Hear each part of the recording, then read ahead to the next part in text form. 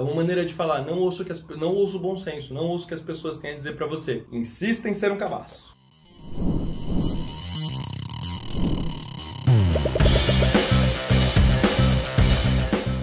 E aí, gente, tudo bem com vocês? Meu nome é Leonardo e esse aqui é o Recuse a Pílula Vermelha, um canal pra gente falar das nossas masculinidades de uma maneira um pouquinho menos tóxica. Tô aqui pra poder fazer um wrap-up, um catadão, um embrulhado e entregar pra vocês a minha conclusão sobre esse primeiro capítulo do livro O Macho Racional, ou O Homem Racional, The Rational Male, a Bíblia, né? O livro base, o livro de referência pra galera que é Red Pill. Acho que é até legal falar, né, que quando eu comecei esse canal, eu comecei produzindo alguns vídeos que estão, né, muito mais relacionados com as críticas do que eu vejo na mídia, do que eu vejo por aí, né? Sim, a intenção é criticar Red Pills, mas também é falar sobre masculinidade tóxica, sobre empatia, sobre possibilidades de como se entender como homem. Então, vai além do que são os Red Pill, mas ainda assim eu estava sendo bastante criticado. Então, a galera dos Red Pill vinha nos comentários e falava assim, Leonardo, tá errado, você não manja nada, você não tem propriedade para poder falar, você não... No que você está se baseando para poder falar sobre os Red Pill? Não discordei, acho que eles estavam certos. E aí eu fui dar uma olhada nos fóruns sobre onde acontecem essas discussões e fui beber direto da fonte. Então, o fórum principal é um fórum chamado Sou Suave, né? Engraçado que esses nomes, né, latinizados, mas enfim.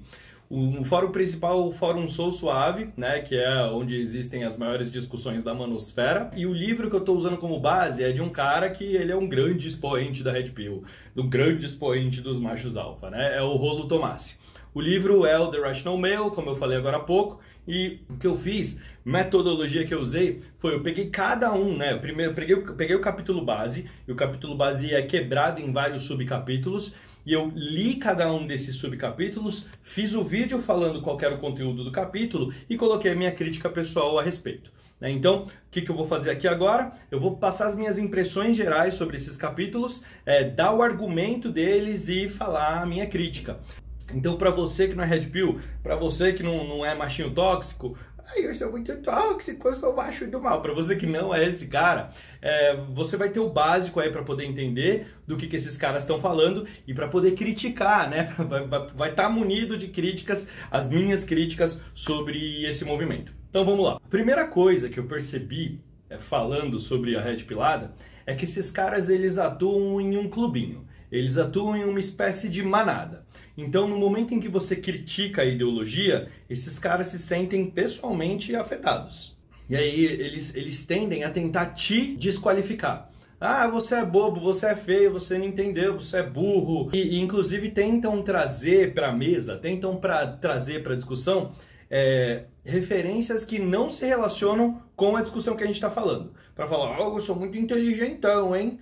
Eu falo non sequitur. Outra coisa que é interessante de perceber é que existe, né, como está espalhado em diversos fóruns e como cada homem diferente tem uma definição diferente sobre o que é masculinidade, as próprias definições dentro da Red Pill ficam elásticas. Do meu ponto de vista, quando se trata de uma discussão saudável para agregar e construir, isso é super ok. Eu mesmo faço isso no meu canal, eu trago homens diferentes para trazer o ponto de vista deles sobre o que significa ser homem, né? Como que o homem se posiciona no mundo e tal. Ali eu achei muito engraçado, porque a elasticidade de definições, principalmente para esses termos que eles consideram técnicos, fazem com que exista uma desculpa, uma justificativa, né? Caso eles estejam perdendo a discussão, eles falam que é você que não entendeu, porque aí eles mudam a definição. E é por isso que eu acho que é legal, inclusive, usar a bibliografia. Usar o The Rational Male lá, o livro. Porque o Rollo Tomassi, ele é até um pouco bastante incisivo, né, no momento em que ele faz as definições. Depois ele próprio se contradiz. Mas no momento da definição ele é até bastante incisivo. E ele fala de uma espécie de um debate que acontece, que é o cara, por não estar enquadrado dentro da definição e ainda assim querer fazer parte do clubinho, ele estica a definição para poder encaixar, para poder se encaixar, para poder achar que faz parte do que ele entende como um red pilado, como um alfa, como essa coisa toda. Essas inconsistências também se refletem nos comentários aqui. Então, com frequência, você vê assim, a galera engajada para me criticar, para falar que eu não entendi, para falar que X, Y ou Z, e aí quando o argumento é fraco, eles me atacam, né?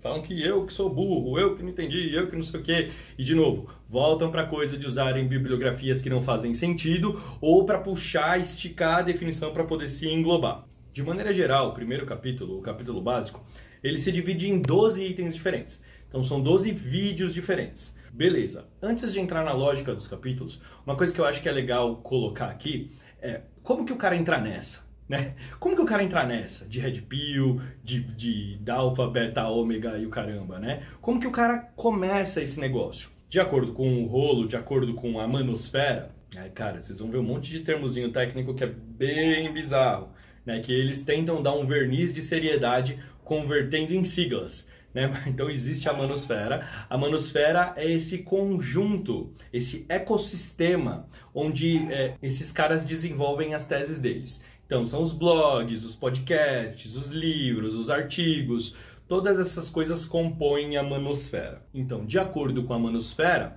o start acontece quando o homem sofre uma rejeição ou sofre um trauma bastante profundo. Né? E aí o que acontece? Ele vai lá, toma uma rejeição.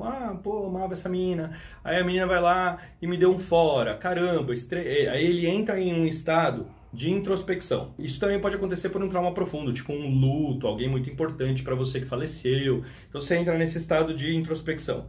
Aí você fica nessa, né? Meu Deus, como é injusto. Eu sou esse cara tão legal, eu sou esse cara tão incrível, por que que eu tô sofrendo isso? Por que que eu tô passando por essa humilhação? Por que que isso está acontecendo comigo? De acordo com eles, você passa a um momento de tentar entender o que está acontecendo. É nesse momento que você está mais suscetível a enxergar as verdades do mundo. Né? Enxergar a grande realidade da existência. E embora existam discordâncias, existe gente que inclusive apareceu nos comentários que fala que a Red Pill, na verdade, ela é um movimento de aprimoramento da pessoa, para que ela saia de um estado de anestesia e se melhore, né? E seja maior, seja melhor, enxergue a realidade de uma outra forma. De acordo com a premissa do Matrix, do filme Matrix, de onde a coisa do Red Pill se baseia, isso até faz sentido. A pessoa toma a pílula vermelha e enxerga a realidade como ela é. Toma a pílula vermelha e deixa de viver num mundo de ilusões. É muito poético. Inclusive, eu sou um grande fã de Matrix. Acho que é um dos filmes... Tá no meu top 10 de todos os tempos. Só que na prática, o que você vê, tanto nas discussões do Sou Suave, quanto nos vídeos de podcasts de Red Pill, quanto no livro que eu tô lendo até agora, é que não é nada disso. A Red Pill, a verdade que a Red Pill tem para te oferecer é que as mulheres são naturalmente grandes vagabundas que vão te trair. E você precisa se armar contra isso. Precisa se preparar para não sofrer emocionalmente e colocar elas em um lugar onde elas possam ser manipuladas por você. Beleza. Os primeiros capítulos do livro, então, falam sobre o mito da alma gêmea, a regra cardial, a verdade do poder, a dinâmica do desejo e como estimular a imaginação feminina. De maneira bastante consolidada, né? Se você quiser mais detalhes, entre em cada um dos vídeos que eu coloquei nessa playlist aqui. O que eles estão falando é que é o seguinte, assim, não existe essa coisa de alma gêmea, não existe uma pessoa certa para você, e quanto antes você entender isso, melhor, porque você vai se focar mais em você do que se focar em encontrar uma pessoa que te faça bem de qualquer forma. As mulheres são naturalmente o que ele chama de hipergâmicas. A definição de hipergamia vai vir nos capítulos lá pra frente. Mas de maneira geral, o que ele fala é que assim, a mulher ela tem um drive genético, né? Então ela é movida pela genética. E são duas coisas principais que são antagônicas que direcionam a mulher. A primeira é a procriação. Então, a mulher procura o cara que é mais fisicamente capaz, que dá mais desejo nela para poder procriar. A segunda é segurança, estabilidade, tanto material, financeira, quanto emocional. E é aqui que a gente começa os primeiros embates na ideologia, né? O cara que é o cara físico, o cara que provoca tesão, não é o cara que dá estabilidade. Esse é o alfa, o cara que desperta desejo, e o beta é o cara que dá segurança. Eles falam que ao longo da vida da mulher, a hipergamia vai impulsionar ela para em momentos diferentes ser atraídas por caras diferentes por conta dessas características. Então lá no começo da vida, né, a mulher está se descobrindo, testando onde que vai a hipergamia dela, ela vai atrás do alfa, ela vai atrás do cara que é, nossa, né, mais fisicamente capaz e tal. E aí, depois que já está estabelecido, e provavelmente depois que ela já procriou, ela vai lá e precisa de estabilidade para ela e para a cria dela. É importante também falar que a linguagem que ele usa nos livros é bem essa que eu estou falando aqui, parece que ele está falando de um zoológico. Então, a mulher procurando estabilidade para a cria, ela vai trair ou vai abandonar o alfa para poder ficar com um beta. Quando ela tiver com beta, ela vai sentir tesão e aí ela vai procurar um alfa e vai trair o beta. Então é por isso que, por exemplo, existem as casadas que ficam com os caras que limpam a piscina, né? Vamos pensar que é uma dinâmica norte-americana aqui, né? Então para eles o desqualificado que é tesudo é o cara da piscina. Então nesses primeiros capítulos, o que você precisa entender? Você precisa entender essa dinâmica do desejo, se colocar em um lugar em que você seja atraente para as mulheres, ver que elas se sentem atraídas por você e jogar com o psicológico delas, fazer com que elas se sintam inseguras, porque aí elas vão sempre ficar ligadas em você, conectadas em você. De acordo com ele, a dinâmica do desejo é isso, assim, se mostrar atraente para as mulheres, para que as mulheres se sintam atraídas por você, e mesmo que você esteja em um relacionamento de longo prazo, não dá segurança para essa mina. Essa mina precisa ficar insegura quanto a ficar contigo. Os próximos itens que ele fala são as agendas de acasalamento, os para-choques contra a rejeição. O que acontece?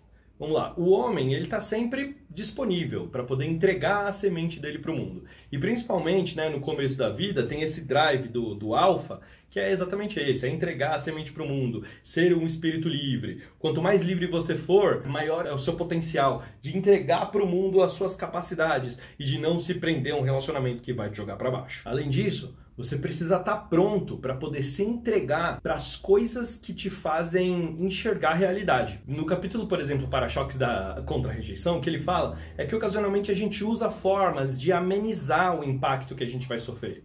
Então ele fala, não amenize o impacto que você vai sofrer, psicológico, contra as desilusões, por exemplo, porque quanto mais forte bater em você, mais fácil vai ser você entrar, enxergar o que a realidade tá impondo para você, entrar na Red Pill e entrar nessa.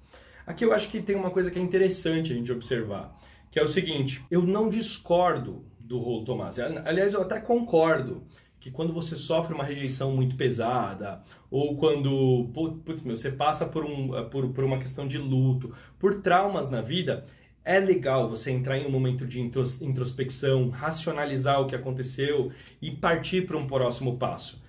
Esse próximo passo pode ser você culpabilizar o mundo todo, se colocar num lugar de vítima e começar a tentar punir o mundo porque você se sentiu punido, e a Red Pill é exatamente sobre isso. Ou o próximo passo é você entrar em contato com a sua dor, se entender, se desenvolver, superar essa dor e se transformar numa pessoa mais empática, com maiores possibilidades de conexão, valorizando mais as conexões reais que existem, para uma ficar mais difícil de você perder elas no futuro, e outra, caso você perca, você seja capaz de valorizar o que aconteceu e não culpar o mundo. Sobre a compensação, eu achei um capítulo interessante também, um capítulo importante na verdade, porque é uma autoproteção da ideologia. O que acontece? Aqui ele fala assim, que a galera vai te ridicularizar. Quando você começar a enxergar a verdade do mundo, vão falar assim, esse cara tá comprando um carrão que é para compensar outra coisa. Esse cara tá agindo desse jeito, arrogante, não sei o quê, que é para compensar uma insegurança interna. Então, o mundo, a sociedade vai tentar te mostrar, né, que você tá sendo um grande cabaço. E o que ele fala aqui? Ele fala que não é sobre compensação, é sobre internalizar a doutrina, internalizar o pensamento. E aí você passa a ser de fato esse cara que você está projetando que vai ser. Você não vai ser ridicularizado se você passar a ser esse cara, né, se não for uma questão de compensação. É uma maneira de falar, não ouça o bom senso, não ouça o que as pessoas têm a dizer para você. Insista em ser um cabaço. E os 4 últimos capítulos são sobre o alfa, né? Então, o que significa ser alfa, definição do alfa, a origem do alfa e o contexto, o alfa contextual. O que ele fala aqui é que é o seguinte, assim, primeiro, o que é um alfa? Né? Como eu falei lá atrás. O alfa é o cara que exala desejo, exala feromônios, exala tesão. As mulheres olham e falam, meu Deus, eu quero me relacionar com esse cara porque ele é um alfa. Os homens falam, meu Deus, eu quero ser esse cara porque ele é muito gostosão. Só que eles não falam gostosão, eles falam, tem presença.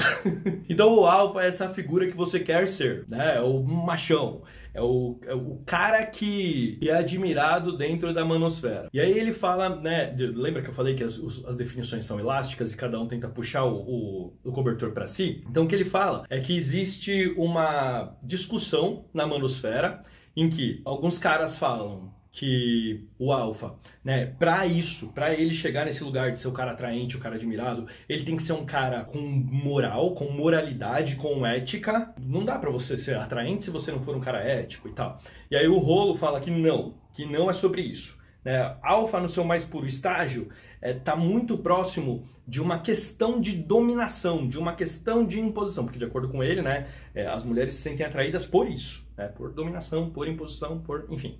E aí ele fala assim, por exemplo, então, existem alfas, né, na cadeia, tem um monte de gente na cadeia que a mulherada é louca pra ficar. Né? O alfa ele pode ser virtuoso, mas ele pode não ser virtuoso. Né? Ele dá até um exemplo de um menino lá que fez o Project X, que é um filme lá que fala sobre uma festa épica que o moleque fez. O nome do moleque é Corey Worthington. E ele fala que ele é o Buda dos alfas. Então o que ele fala é que ser alfa não é sobre a maneira como você mostra para o mundo, não é como você age, não são sobre as suas conquistas de machão, é a maneira como você pensa, é o seu instinto, é você não ligar para as coisas, não ligar para as pessoas. Você naturalmente é esse cara, se você for. E aí então, né, a origem do alfa você pode nascer sendo esse cara, né, tanto que você vê lá na escolinha, as crianças brincando, sempre tem um menino que é o menino que pratica bullying, o menino que sofre o bullying e tal, né, desde a infância existe uma predisposição para ser alfa. Então dá para nascer alfa e dá para se desenvolver para ser alfa. Então, inclusive, o que esses caras promovem nesses fóruns de discussão e seminários. Eu descobri que tem seminário e que tem gente que paga, tem gente que paga para se transformar num alfa. Beleza, você pode se desenvolver, você pode nascer e tem o alfa dentro de um contexto. É que são figuras de autoridade que em algum motivo são colocadas ali naquele contexto, um professor dentro de uma sala de aula, um bombeiro atuando, um soldado em uma guerra. Né? Existem essas figuras de autoridade que ganham o ar do alfa e aí atraem as mulheres porque estão dentro daquele contexto. Não importa se contextual, não importa se desenvolvido, não importa se nascido, né? O que esses caras almejam é conseguir esse status do alfa. A minha conclusão sobre esse capítulo é que é o seguinte, assim, então esses caras, né, eles se colocam no lugar de vítimas, o mundo me puniu com um término injusto ou com um luto injusto. Eu internalizo isso, em vez de eu evoluir, de eu amadurecer, eu me transformo num cara que me vitimizo e coloco o mundo como meu vilão. O principal vilão são as mulheres. Eles usam a vitimização para justificar a misoginia, justificar o ódio, justificar a depreciação de tudo aquilo que não faz parte do clubinho. Eles tentam passar um verniz de seriedade e de cientificidade, colocando termos técnicos como siglas, como validadores para essas coisas que eles discutem, mas claramente é só um verniz. Além disso, eles colocam os críticos da ideologia como vilões, né? Como inimigos. Então, por exemplo, feministas são, nossa, pior coisa, precisam ser combatidas. E eles falam que a sociedade se transformou numa coisa femininocêntrica. Por quê? Porque podam a energia natural desses caras e favorecem as mulheres. É isso que eles falam. O que é a energia natural desses caras? É o que acontece lá entre os 3 e os 21 anos, que você tá mais próximo da sua energia de alfa masculina e tal, e não sei o quê. Meu ponto de vista é que o que esses caras propõem é que no momento em que confrontado com uma possibilidade de desenvolver e de amadurecer, você não faça isso. O que eles propõem é que quando você é confrontado, você involua, você entre em um lugar de imaturidade emocional. Porque aí você vai ser capaz de fazer o que você quiser e não se importar com as consequências ou com as outras pessoas. Como o Corey Worthington, por exemplo, que fez a festa e tudo mais. Como os caras que não se importam com as mulheres e etc. E o que eles chamam de feminino, que são essas coisas que podam a energia natural do alfa, na verdade é só conviver em sociedade. É só conviver em sociedade. Porque se eu sou um cara empático, né? Eu me coloco no lugar do outro, eu sou colaborativo, eu quero criar conexões reais com as mulheres com as quais eu me relaciono, ou com a mulher com a qual eu me relaciono, eu quero ser um bom pai. Se eu valorizo essas características, eu estou assumindo, do ponto de vista deles, hein, gente? Eu estou assumindo características femininas. Então eles chamam de feminino tudo que é civilizatório, tudo que é maturidade, tudo que te faz ir para um próximo estágio de maturidade emocional. E eles insistem que para você ser fodão, ser alfa, ser red pilado, você precisa entrar em um estágio de imaturidade emocional, culpar o mundo e se mostrar como esse cara fodão, né? Como esse cara que não se importa. Quando na verdade tá cheio de trauma dentro da cabeça. Claramente esses caras estão cheios de trauma dentro da cabeça. E por fim, uma das grandes contradições para mim desse início, né, e do comportamento observável desses caras, é que existe uma obsessão em se tornar atraente para mulheres, para pegar o máximo de mulher que você conseguir, para poder menosprezar o sentimento das mulheres. Então existe uma obsessão por ser o alfa, por ser esse cara que é atraente, e ao mesmo tempo não conversar com as mulheres, não criar uma ponte, não criar uma comunicação, não entender o que é atraente para as mulheres do ponto de vista das mulheres, para efetivamente conseguir se conectar. E aí eu volto para um vídeo que eu volto para uma conclusão de um vídeo que eu fiz lá atrás. Então, pra mim, tá mais do que provado. Esses caras definem o que significa ser um cara de valor, ser um cara alfa, ser um cara top, meu! Eles definem o que é isso, eles validam entre eles lá na manosfera, no Sou Suave, nos livros, é isso, né? Isso significa ser um alfa, né? Isso é ser atraente, né? É o que a gente tá falando aqui, né? É isso. Então vamos desenvolver para ser isso. Eles vão lá e se desenvolvem. E aí eles chegam a se transformar nesses caras. Quando eles se transformam nesses caras, eles atraem mais mulheres, né? Não. Eles atraem a admiração dos outros, que fazem parte da comunidade deles. Então eles ficam um olhando pro outro e falam: nossa, você é um machão, hein? Você é um alfão. Eu sou um alfão. E você? Você é alfa. Ah, eu ainda não sou alfa, eu vou virar alfa. Oh, não sei o quê. Então, talvez não de um ponto de vista sexual, mas red pilado acaba atraindo red pilado, não mulher. O grande paradoxo desses caras é que a vitimização para justificar ódio, misoginia e exclusão de outros grupos faz com que eles sejam atraentes, mas só para eles mesmos. Só de um ponto de vista ideal. Oh, eu vou querer ser esse cara, eu admiro ele. Ai, meu Deus, ele é muito atraente. Esse é o fechamento do primeiro capítulo. Vou fazer vídeos agora dos próximos capítulos. Espero que vocês tenham curtido. Agora vocês estão equipados para poder criticar a ideologia Red Pill, pelo menos na base, hein? Vamos nos desenvolvendo. Tamo junto, gente. Um abraço.